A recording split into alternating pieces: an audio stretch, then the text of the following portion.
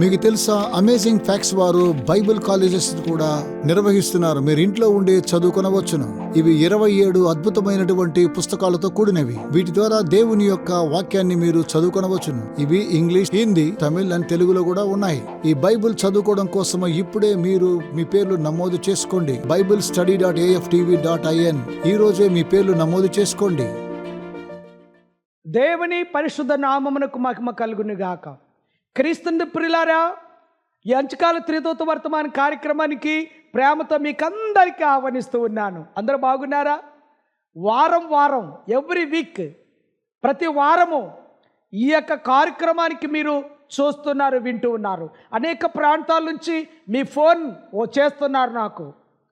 అవును, కానీ చాలా బాధాకరమైన విషయం ఏంటంటే, నేను ఉంటున్న ప్రాంతములలో చాలా స్థలాల్లో వెళుతున్నప్పుడు అక్కడ సిగ్నల్ ఉండదు. సిగ్నల్ ఉన్నప్పుడు ఈ టీవీలో టెలికాస్ట్ అయినప్పుడు మీరు నాకు ఫోన్ చేస్తారు. ఆ సమయంలో మీ ఫోన్ నేను తీసుకోలేకపోతున్నాను.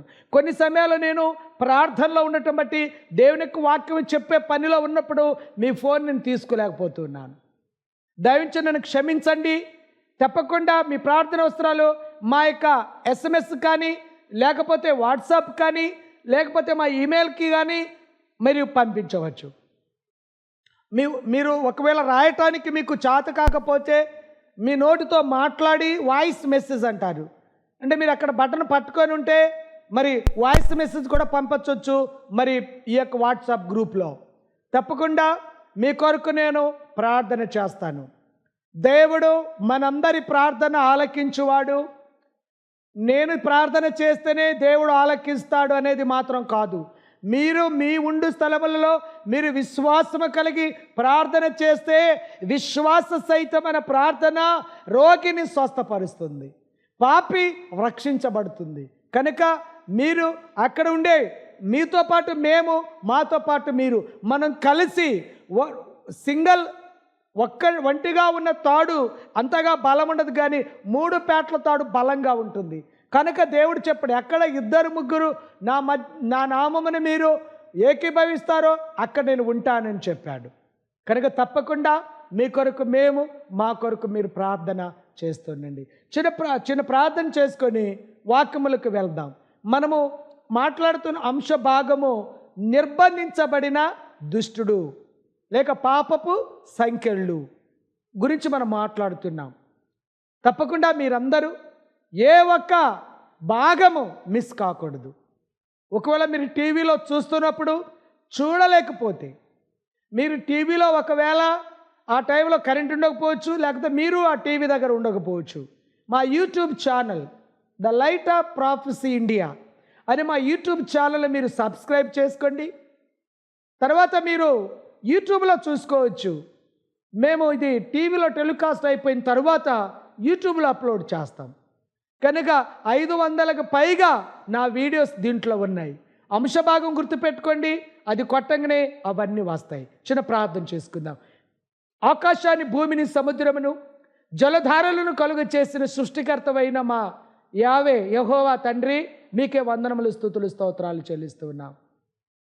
సమయమందు నాయన, ఇదిగో ఈ అంచుకాల త్రిదూత వర్తమానము ద్వారా మా ప్రభు ఈ కడవరి కాలంలో జీవిస్తున్న మేము మీ వాక్యాన్ని సరిగా అర్థం చేసుకొని విని గ్రహించగల మనసును దయచేయండి. ఎంతమంది బిడ్డల వాక్యం వింటూ ఉన్నారో ప్రభు, వారి సమస్యలు, వారి శోధనలు, వారి వ్యాధి బాధలు, వారి కష్ట నష్టాలు, వారి ఇబ్బందులు, వారి ఒంటరితనము అవన్నీ కూడా తీసివేసి తండ్రి, వారి కన్నీళ్లను మీరు నాయన తుడిచి సంతోషమును దయచేయి ప్రభువ. బిడ్డలు చదువుతున్నారు, వారికి మంచి చదువులు, మంచి ఉద్యోగాలు, మంచి భవిష్యత్తులు దయచేయండి. వారికి మంచి వివాహం, పెళ్ళి నాయన తండ్రి ప్రభు, మంచి వరుణలు మీరు దయచేయండి. అలాగే నాయన తండ్రి గృహాలు లేని వారి గృహాలు దయచేయండి ప్రభు. పాడి పంటలు వేసుకున్న బిడ్డలు ఉన్నారు గ్రామీణ ప్రాంతాల్లో నాయన, వారి పాడి పంటలకు మంచి గిట్టుబాటు ధర, మంచి నాయన తండ్రి ప్రభు ఫలదారమైన పంటను మీరు దయచేయండి. ఈ వాక్యం షూటింగ్, ఎడిటింగ్, టెలికాస్ట్ చేసిన మరి ముఖ్యంగా నిలబడి ఉన్న నేను వట్టివాడిని, మట్టివాడిని తండ్రి, నన్ను మీ శిలోసాటును మరుగుపరిచి నా నోరు బోరగా మీరు వాడుకొని మీరే మాట్లాడి మాయం పొందుకోమని యేసుక్రీస్తు దివ్య నామములో ప్రార్థించి వేడుకుంటున్నాం తండ్రి, ఆమేన్. క్రీస్తునందు ప్రియులారా, మనం ధ్యానిస్తున్న అంశభాగం ఏదైతే ఉందో అది అంత్యకాల త్రిదూత వర్తమానం. దాంట్లో నిర్బంధించబడిన దుష్టుడు అంటే సంఖ్యల చేత కట్టబడి బంధించబడి ఆ అగాధము చీకటిలో పడేయబడిన సాతానుడైన దుష్టుడు లూసిఫర్ని గురించి మనం మాట్లాడుతున్నాం. ఇప్పుడు ఆ కాలము 1000 సంవత్సరాలు. ఈ 1000 సంవత్సరాల కాలములలో మన పరిస్థితి ఏంటి? నా పరిస్థితి, దేవుని నమ్ముకునే బిడ్డలెక్క పరిస్థితి ఏంటి అని మనం చూస్తూ ఉన్నాం. అవునండి, మనం ఇది గమనిస్తూ ఉన్నాం. దేవుని నమ్మిన బిడ్డల యొక్క పరిస్థితి ఏమై ఉన్నది అని మనం గమనిస్తే మాట అయితే, ప్రియమైన వారలారా, మనము దేవునితో 1000 ఏళ్ళు రాజ్య పరిపాలన చేస్తామని బైబిల్ చెప్తుంది. అందుకనే ఈ విషయాలన్నీ కూడా మనకి ప్రకటన గ్రంథంలో దేవుడు భవిష్యత్తులో జరిగే విషయాలు ముందుగా రాపించి ఉన్నాడు. అందుకని ప్రకటన గ్రంథ ధ్యానాలు మనం చేస్తూ ఉన్నాం. గడిచిన సంవత్సరాల కాలముల నుంచి మనము ప్రకటన గ్రంథం మీద అనేకమైన అంశ భాగాలు మనం మాట్లాడుతున్నాం. ముద్రల గురించి మాట్లాడుతున్నాం, సంఘాల గురించి మాట్లాడుతున్నాం, క్రూర మృగం ఎవరని మాట్లాడుతున్నాం, 666 ముద్ర ఏంటి అని మాట్లాడుతున్నాం, దేవుని ముద్ర ఏంటని మనం మాట్లాడుతున్నాం, 7 బోర్ల గురించి మాట్లాడుతున్నాం, 7 సంఘాల గురించి మాట్లాడుతున్నాం, 7 ముద్రల గురించి మాట్లాడుతున్నాం, 7 తెగుల గురించి మాట్లాడుతున్నాం, 7వ దిన విశ్రాంతి దినం గురించి మాట్లాడుతున్నాం, బైబిల్ ఆరాధన ఏంటో మాట్లాడుతున్నాం. ఇప్పుడు నిర్బంధించబడిన దుష్టుడు 1000 సంవత్సరాలు మిలీనియం గురించి మాట్లాడుతున్నాం. ఇంకా మాట్లాడతాం. దేవుని రాకడ ఆలస్యమైతే ఇంకా మనం దేవుని యొక్క వాక్యం ఇంకా నేర్చుకోబోతూ ఉన్నాం. చాలామంది చెప్తున్నారు నాకు, బ్రదర్ ఏంటి బ్రదర్ ఆశీర్వాదాల గురించి చెప్పవు, స్వస్థతల గురించి చెప్పవేంటి బ్రదర్, దీవెల గురించి ఏమి చెప్పవు, ఎప్పుడు చూసినా రాకడ ఎప్పుడు చూసినా కూడా ఈ కడవరి సంభవాల గురించి చెప్తున్నావేంటి, ఇప్పుడు మా పరిస్థితి చెప్పవా? తప్పకుండా దేవుడు అయ్యా ఆయన నీతిని, ఆయన రాజ్యాన్ని వెతికితే, ఆయన సన్నిధిని మనం వెతికితే, బైబిల్ ఆరాధన మనం వెతికితే మనకు కావాల్సిన ఆశీర్వాదాలు, మన కుటుంబానికి దీవెన, బిడ్డలకి క్షేమాలు, బిడ్డలకు చదువులు, ఉద్యోగాలు, మనకు కావాల్సిన మంచి గృహాలు, సంఘ క్షేమాలు, సంఘ బిడ్డల అవసరాలన్నీ తీర్చబడుతుందండి. మొట్టమొదటి వెతకాల్సింది ఇది వెతికితే అది దొరుకుతుంది. ఇది వెతకకుండా అది మనం దొరికితే, అది దొరకాలని చూస్తే అది మనకు దొరకదు. మనకి అందరి ద్రాక్షలాగే ఉంటుంది కానీ అందిపుచ్చుకున్న వారంగా ఉండము. మనం ఇది వెతకాలి. ముందు ఇది వెతికితే అప్పుడు నీకు కావలసినవన్నీ కూడా నేను మీకు అనుగ్రహిస్తానంటున్నాడు మన దేవుడు. నీవు నేను మనం ప్రార్థన చేసే దేవుడు మనకి తప్పకుండా ఆయన ఉచితమైన కృప చేత బలపరిచి అనుగ్రహించి ఆశీర్వదిస్తాడు. ఆయన ఇచ్చే ఆశీర్వాదాలు మనకి ఐశ్వర్యవంతులుగా చేస్తుంది. దేవుడు చెప్పాడు, నీకు ఆశీర్వాదాలు రావాలా, స్వస్థత రావాలా, మేలు రావాలా, వస్తాయి, కానీ ఇది చేయి, ఇది చేస్తే అది వస్తుంది. అందుకని మనకి ద్వితీయోపదేశకాండం 28వ అధ్యాయం చూస్తే, నువ్వు భూమి మీద దీవించబడాలా, నీ గర్భఫలం దీవించబడాలా, నీ భూఫలం దీవించబడాలా, నీ పిండి పిసుకు తొట్టి దీవించబడాలా, నీ ఇంట్లో వచ్చినప్పుడు దీవించబడాలా, బయటకు వెళ్ళినప్పుడు దీవించబడాలా, ఇవన్నీ దీవించబడాలి అంటే నీ దేవుడైన యెహోవా ఆజ్ఞలు శ్రద్ధగా, నీ దేవుడైన యెహోవా ఆజ్ఞలు శ్రద్ధగా విని ఇందులో రాయబడిన సంగతులన్నీ నువ్వు గైకొంటే నువ్వు ఆశీర్వదించబడతావు. ఆయన ఆజ్ఞలు లేవంటున్నారు ఈ రోజున. ఆయన ఆజ్ఞలను దేవుడు యెహోవా ధర్మశాస్త్రం అంటాడు. బైబిల్లో చాలా ధర్మశాస్త్రాలు ఉన్నాయి. దాంట్లో 10 ఆజ్ఞలు దేవుని యొక్క ధర్మశాస్త్రం, అంటే యెహోవా ధర్మశాస్త్రము. దాన్ని కీర్తనకారుడు అంటున్నాడు, యెహోవా ధర్మశాస్త్రమునందు ఆనందించుచు దివారాత్రులు దాన్ని ధ్యానించువాడు ధన్యుడు. యెహోవా ధర్మశాస్త్రము ధ్యానిస్తున్నావా? యెహోవా ధర్మశాస్త్రం ఏంటో నీకు తెలుసా? అసలు ధర్మశాస్త్రమే లేదంటున్నావు. ఇంకా యెహోవా ధర్మశాస్త్రం ఎక్కడుంది? ధ్యానిష్టం ఎక్కడుంది? అదే 10 ఆజ్ఞలను దేవుడు, ద గాడ్స్ లా 10 ఆజ్ఞలను యెహోవా ధర్మశాస్త్రం అని చెప్పబడుతుంది. ఆ యెహోవా ధర్మశాస్త్రమే దేవుని యొక్క పరిశుద్ధమైన ధర్మశాస్త్రం. దాని అపొస్తలుడైన పౌలు రోమాపత్రిక 7వ అధ్యాయంలో 12, 11, 14 వచనాలు అంటాడు, ధర్మశాస్త్రం పరిశుద్ధమైనది, ఆజ్ఞలు కూడా పరిశుద్ధమైనది. ఆజ్ఞలు కూడా పరిశుద్ధమైనది, దేవుని యొక్క ధర్మశాస్త్రం కూడా పరిశుద్ధమైనది. ధర్మశాస్త్ర ఆజ్ఞలు ఆత్మ సంబంధమైనది, ప్రేమ సంబంధమైనది. దేవుని యొక్క ధర్మశాస్త్రం కూడా ప్రేమ సంబంధమైనది, నీతి గలది, ఉత్తమ గలది అని చెప్తూ ఉన్నాడు. నీతి గలది, ఉత్తమ గలది, ఆత్మ సంబంధమైనది అని చెప్పినప్పుడు ఆ ధర్మశాస్త్రం లేకపోతే నీకు ఆత్మీయ జీవితం ఎక్కడుంది? ఇంకా ఆ ధర్మశాస్త్రం లేదని చెప్తే నీ దగ్గర ఆత్మీయ జీవితం ఎక్కడుంది? నువ్వు బోధించే బోధలని లోక బోధలే, శరీర బోధలే, ఈ లోకపిక ఐహిక బోధలే. ఏమండి? కనుక నీ బలహీనత ఏదైతే ఉందో దాన్ని వాళ్ళు క్యాచ్ చేసుకుంటున్నారు. నీ బలహీనతలు వాళ్ళు సొమ్ము చేసుకుంటున్నారండి. కనుక ఇక్కడ నిలబడుతున్న మేము మిమ్మల్ని సొమ్ము చేసుకోవట్లా, మిమ్మల్ని సత్య మార్గంలో నడిపించడానికి, కడవరి అంచకాల హెచ్చరిక వర్తమానములు చేయటానికి నిలబడి ఉన్నాం. ఆ రోజున నోవా గారు అదే చెప్పాడు, రాబోయే భవిష్యత్తులో రాబోయే ఆ ప్రమాదం నుంచి తప్పించడానికి బోధ చేస్తే అనేకులు హేళన చేశారు, అనేకులు ఎగతాళి చేశారు. ఏంట్రా అందరూ ఇల్లులు కట్టుకుంటున్నారు, పెళ్ళిళ్ళు చేసుకుంటున్నారు, ఇల్లు కట్టి చూడు పెళ్లి చేసి చూడు అంటే అందరూ ఇల్లు కట్టుకుంటున్నారు, పెళ్ళిళ్ళు చేసుకుంటున్నారు, మరి వాళ్ళు సంతోషంగా ఉంటున్నారు, వాళ్ళు తింటున్నారు, వాళ్ళు తాగుతున్నారు, వాళ్ళు పప్పులు చేసుకుంటున్నారు, పండుగలు చేసుకుంటున్నారు, ఫంక్షన్లు చేసుకుంటున్నారు, వాళ్ళు మంచిగా తింటున్నారు, సుఖిస్తున్నారు. ఈయనేంట్రా టయానికి అన్నం తినకుండా ఉన్న డబ్బులన్నీ కూడా ఆ ఓడ కట్టడానికే కూలోళ్ళకే ఇచ్చేసి, వస్తువులకే ఇచ్చేసి ఊరూరు తిరుగుతున్నాడు, ఒక చిన్న సంచి సంకలో పెట్టుకుని ఊరూరు తిరుగుతున్నాడు. వీడేంట్రా, వీడు పిచ్చోడయ్యాడేంట్రా అని రకరకాలుగా నోవా గారిని హేళన గేలి చేశారు. అవును అవును, నిజమైన దైవ సేవకుడికి ఏమీ ఉండదండి, ఉండదు. ఎందుకంటే వారి లోకాన్ని సంపాదించుకోరు, పరలోకాన్ని సంపాదించుకుంటారు.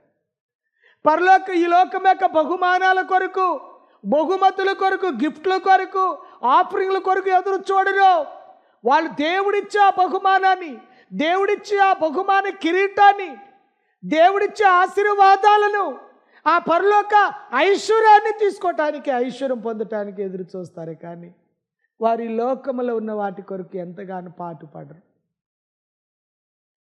అవును, మీ ముందు నిలబడి ఉన్న మీ సహోదరుడు పగలంతా పని చేస్తాడు, నమ్ముతారా? నమ్మరా? నమ్మకపోతే రండి మా ఇంటికి, నా ఫోన్ నెంబర్ ఉంది, అడ్రస్ లొకేషన్ పెడతాను, నా దగ్గర రండి. పొలంలో పొద్దున్న వెళ్ళి సాయంత్రం 5 గంటల దాకా ఎండలో 40-45 డిగ్రీల ఎండలో పనిచేస్తున్నాను. రాత్రి 12-1 గంటప్పుడు వెళ్ళి పొలంలో నీళ్లు కడుతున్నాను. మాది కాలువ ప్రాంతం కాదు, బోర్వెల్స్ 1000-1200 అడుగు వేస్తే కానీ నీళ్లు పడవు. అలాంటి మెట్ట ప్రాంతం, నల్లమల్ల అడవుల్లో, పల్నాడు జిల్లాలో ఉంటున్న ఒక చిన్న అడవిలో, దాదాపుగా 30-40 కిలోమీటర్ అడవిలో వెళితే ఒక చిన్న కుగ్రామం, వర్షం మీద ఆధారం. చాలా కష్టం. ఇలాంటి పరిస్థితుల్లో పిల్లల్ని పోషించుకుంటూ, పిల్లల్ని ముగ్గురిని చదివించుకుంటూ, ప్రియమైన వారలారా, కుటుంబాన్ని పోషించుకుంటూ కష్టపడి, ఇదిగో ఎవరో వృద్ధ దంపతులు, దాతలు, ఇదిగో ఈ పరిచర్యకి, టీవీకి మేము డబ్బులు కడతామంటే ఆ వృద్ధ దంపతులు వాళ్ళ పిల్లల కోసం ఏమి కూడా రూపాయి మిగిలించుకోకుండా, వాళ్ళు వచ్చే పింఛన్లు, అంటే పిల్లలు పని చేసుకుంటున్నారండి, పిల్లలు పని చేసుకుని వాళ్ళ బతుకులు వాళ్ళు బతుకుతున్నారు. వీళ్ళకి వచ్చే పెన్షన్లో నుంచి, వాళ్ళకు వచ్చే రిటైర్డ్ అయిపోయారు జాబ్ చేసి, వాళ్ళకి వచ్చే పెన్షన్తో ఆ డబ్బులంతా కూడా పరిచర్యకి ఇస్తూ వాళ్ళు తినటానికి ఇంకా కష్టపడి పొలంలో పని చేస్తున్నారు వాళ్ళు కూడా. దేవుడు చాలా గొప్పవాడు. ఇది ఒక సేవకుడిగా ఏదో చెప్పాలని నాకు ఆవేదన, తపన వచ్చింది, అవి చెప్పేస్తున్నాను. మీరు నమ్మకపోయినా పర్వాలేదు. ఎందుకంటే మిమ్మల్ని నమ్మించటానికో లేకపోతే మిమ్మల్ని మెప్పించడానికో నేను చెప్పట్లేదు. నా యొక్క సాక్ష్యము గడిచిన 2.5 సంవత్సరాల క్రితం డాక్టర్ గారు చెప్పారు, 20 లక్షలు పెట్టినా నువ్వు బాగు కావు. ఎందుకు డబ్బులు ఖర్చు చేసుకుంటారు, ఇంటికి తీసుకెళ్ళండి, ఎందుకు అప్పులు పాలైపోతారని డాక్టర్ చెప్పారు. నా యేసయ్య, నా పరమ డాక్టర్ నన్ను బాగు చేసి నా పరిస్థితిని అంతా చక్కదిద్ది ఒక 2-3 నెలలు మాత్రమే రెస్ట్ తీసుకున్నాను. తిరిగి ఈ పొలం పనిలో, కష్టం పనిలో, సేవ పరిచయలో, సంఘ పరిచయలో ముందుకు వెళుతున్నాను. నన్ను బ్రతికించిన దేవుడు, నాకు ప్రాణం ఇచ్చిన దేవుడు, ఆరోగ్యం ఇచ్చిన దేవుడు కొరకు నేను ఎంతో కొంత కష్టపడాలి. ప్రభు చెప్తాడు, అమ్మలారా నా కోసం ఏడవద్దు, మీకోసం, మీ పిల్లల కోసం ఏడవండి అని చెప్పాడు. ఇదిగో అంటే ఏంటి, నా పిల్లల కోసం నేను కష్టపడాలా, వాళ్ళ యొక్క భవిష్యత్తు కొరకు నేను ఎంతగానో శ్రమ పడాలా. నా పిల్లల కోసం నేను ప్రభు కోసం ఎడవలసిన పనుల, ప్రభు కోసం కన్నీళ్లు కార్చవలసిన పనుల, ఆయన మన కొరకు కార్చవలసిన కన్నీళ్లు, పడవలసిన శ్రమ, పడవలసిన బాధ అంతా పడిపోయాడు ఆయన. ఇంకా ఆయన కోసం మన బాధలు పడవలసిన ఆనందంగా, సంతోషంగా, సమయమందు ఆ సమయమందు, సమయం దొరికినప్పుడు ఆయన పరిచర్య, ఆయన పనిలో మనం ఉండాల. అయితే వాక్యాన్ని మనం చూస్తున్నాం. ఈ రోజున ప్రభువారు చెప్పిన అనేకమైన వాగ్దానములలో ఈ ప్రకటన గ్రంథం 14వ అధ్యాయం, ఎప్పుడైతే నాకు ఈ దానియేలు గ్రంథం, ప్రకటన గ్రంథం నాకు దేవుడు జ్ఞానాన్ని కలుగు చేశాడో, వివేచన కలుగు చేశాడో, అప్పటి నుంచి నేను ఆగుదామన్నా శరీరం ఆగట్లా, మనస్సు ఆగట్లా. చెప్పాలి చెప్పాలి, ఎవరికి చెప్పాలి, ఎక్కడ చెప్పాలి, ఎవరు వింటారు అని తపన పడేవాడిని. దాదాపుగా 3200 మంది పాస్టర్ గారికి బైబిల్ తరపున క్లాస్ ఇవ్వటం జరిగింది. అనేకమైన సువార్త పరిచయలో వాక్యం చెప్పడం జరిగింది. తర్వాత దేవుడు ఇదిగో ఈ యొక్క టెలివిజన్ ద్వారా, ఇంటర్నెట్ మాధ్యమం ద్వారా కూడా చెప్పాలంటే నేను వెళ్ళని తండాలు, నేను వెళ్ళని కొండలు, నేను వెళ్ళని పల్లెలు, పట్టణాలు, ఖండాలు దాటి ఈ సువార్త ఎక్కడికో వెళ్తుంది. అనేక ప్రాంతాల నుంచి, సౌదీ నుంచి, ఆస్ట్రేలియా నుంచి, కెనడా నుంచి, అమెరికా దేశం నుంచి, వేరే వేరే రాష్ట్రాల నుంచి, మరి 2 తెలుగు రాష్ట్రాల నుంచి ఎక్కడెక్కడ తెలుగు వారు ఉంటున్నారో వారందరూ నాకు ఫోన్ చేస్తున్నారు, మాట్లాడుతున్నారు. నేను వెళ్ళలేదు వాళ్ళ దగ్గర, కానీ దేవుడు ఈ పరిచర్య, ఈ సువార్త బూదిగంతముల వరకు నువ్వు నాకు సాక్షులై ఉంటావని అపొస్తలుల కార్యం 1వ అధ్యాయం 8వ వచనంలో చెప్పబడి ఉంటే నేను ఎలా వెళ్తాను ప్రభా బూదిగంతం వరకు అనుకునేవాడిని. నాకు సరిగా చదువు లేదు, నా దగ్గర డబ్బు లేదు, ప్రయాణం చేయాలి, విమానాలు ఎక్కాలి, లక్షల డబ్బులు కావాలి, కనుక నేను వెళ్ళలేను ప్రభా, నాకు చేత కాదు ప్రభా, నేను ఎలా వెళ్తాను ప్రభా బూదిగంతం వరకు, 1000 కిలోమీటర్ దూరం నేను ఎలా వెళ్ళగలనంటే ఈరోజు దేవుడు తన మార్గాన్ని మరి సుసాధ్యం చేశాడు. అసాధ్యం అనుకున్నాను కానీ సుసాధ్యం చేశాడు. నేను వెళ్ళట్లా, కానీ నేను వాళ్ళ దగ్గర పోయి మాట్లాడుతున్నాను ఈ ఇంటర్నెట్ మాధ్యమం ద్వారా. ఈ రోజున ఇది సాధ్యపడింది, ఈ రోజున అది నెరవేర్చబడింది. కనుక ప్రియమైన సహోదరి సహోదరులారా, ఆ 1000 ఏళ్ల పరిపాలన కాలంలో దుష్టుడైన సాతానుడు ఏం చేస్తాడంటే వాడు సంఖ్యల చేత అగాధము చీకటి స్థలంలో పడేయబడతాడు. ఈ భూమి ఒక పెద్ద చెరసాలగా ఉంటుంది దుష్టుడికి. ఇక వెలుగు ఇక్కడ ఉండదు, సూర్యుడు తన వెలుగు ఇవ్వడు, అంతా చీకటిగా ఉంటుంది. కనుక మనుషులు ఎవరు ఉండరు తాను మోసం చేయటానికి. కనుక ఈ భూమండలం అంతా కూడా వాడికి చెరసాల. ఈ చెరసాల్లో వాడికి సంఖ్యలు వేసి బంధించబట్టం అంటే ఇంక సంఖ్యలు వేసినట్టే. ఇంక ఎవరు లేరు కదా, మనుషులు లేని చోట వేసారంటే. జైల్లో మనుషులు ఉండరు, సపరేట్గా ఒక గది ఉంటుంది, ఆ గదిలో పడేస్తారు. అంటే అక్కడ మరొక మనిషి తనకి సహాయకులుగా ఉండరు. కనుక బయట వస్తే వాడు మోసం చేస్తాడు, కూనీ చేస్తాడు. అలా నేరస్తుని తీసుకెళ్ళి పడేస్తాడు. మరి అపవాది నేరస్తుని ఎక్కడ తీసుకెళ్ళి పడేశాడు? ఈ భూ ప్రపంచ మండలం అంతా కూడా ఒక అగాధ స్థలముగా, వెలుగు లేదు, చీకటిగా ఇక్కడే వాడు ఉండిపోతాడు. అందుకని దాని ప్రకటన గ్రంథం వాడి సంఖ్యల చేత బంధించబడ్డాడని చెప్తుంది. సంఖ్యలు లేవు, కానీ సంఖ్యలతో బంధిస్తే ఎలాగుంటుందో అలాగుంది. ఈ భూప్రపంచం మీదకి సూర్యుడు, వెలుగు, చంద్రుడు లేడు. నక్షత్రాలు వెలుగు లేదు కనుక వాడు చీకటి అగాధం. అంటే అగాధం అంటే కింద అగాధం కాదు, ఈ భూమి ఒక అగాధ స్థలముగా మారబోయింది. అక్కడ వాడికి వేసేస్తాడు.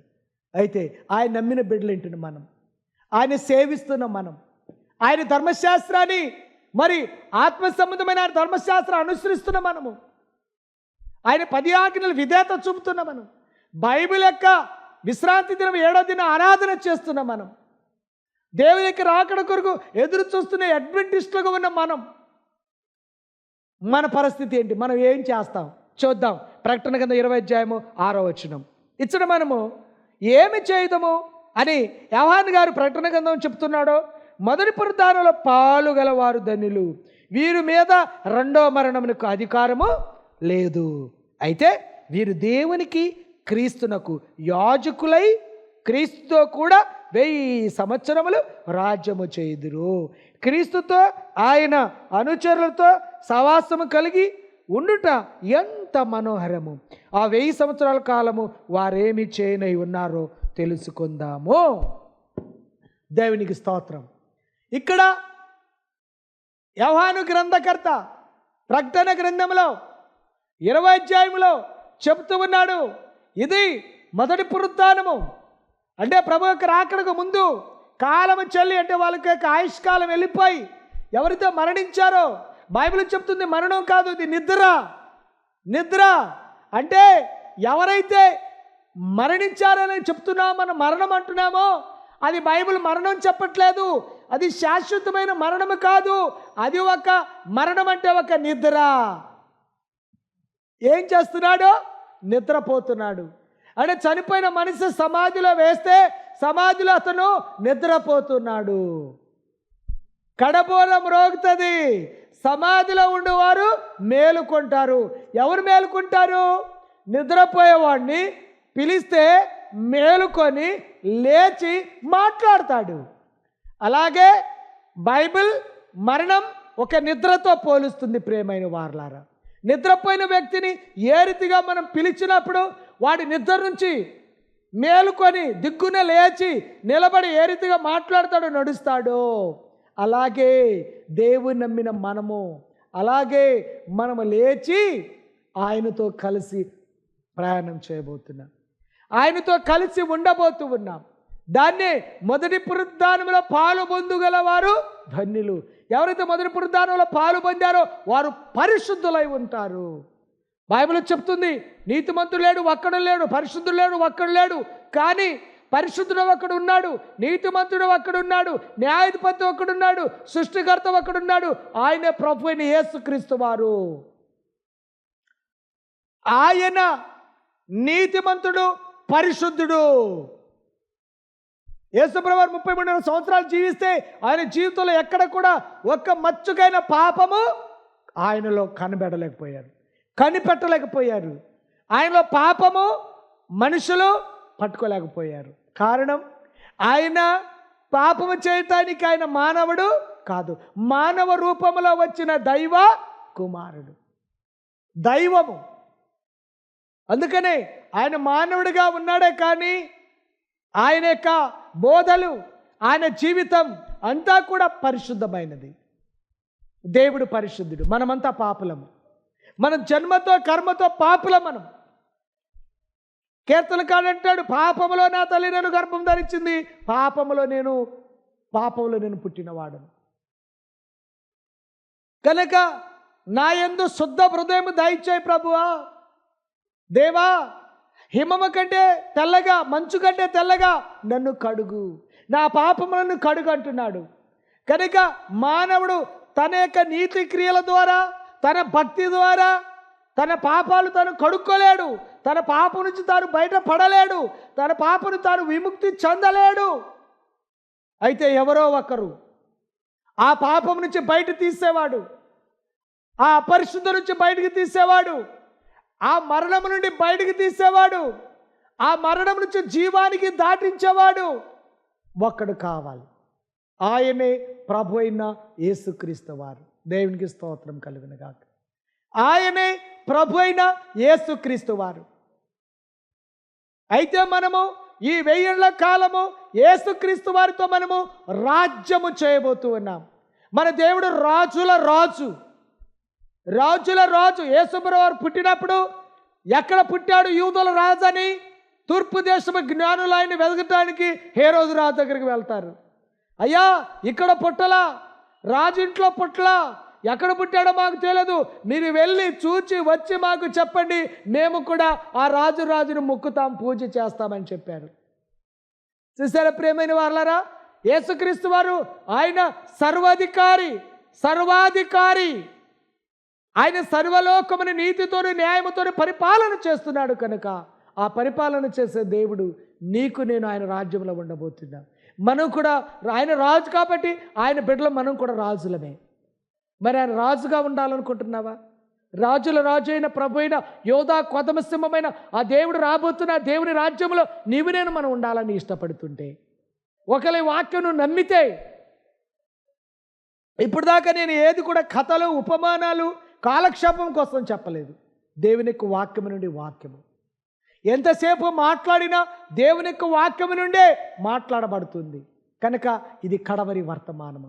దీనిని నువ్వు నమ్మి అంగీకరించి ఆయన మొదటి పునరుద్ధానములో ఆ దేవుని యొక్క మొదటి రాకడలో మనందరూ దేవునితో నిత్య రాజ్యములో ఉండాలంటే ఆయన మనం వెంబడించాలి, ఆయన ఆజ్ఞలు మనం పాటించాలి, బైబిల్ ఆరాధన చేయాలి. అలా చేస్తామని మీరు ఒకవేళ అంగీకరించే మాట ఇది, ఒకవేళ దేవుని దగ్గర మేము హృదయాలు సమర్పించుకునే మాట ఇది, నాతో పాటు కలిసి ప్రార్థన చేయండి.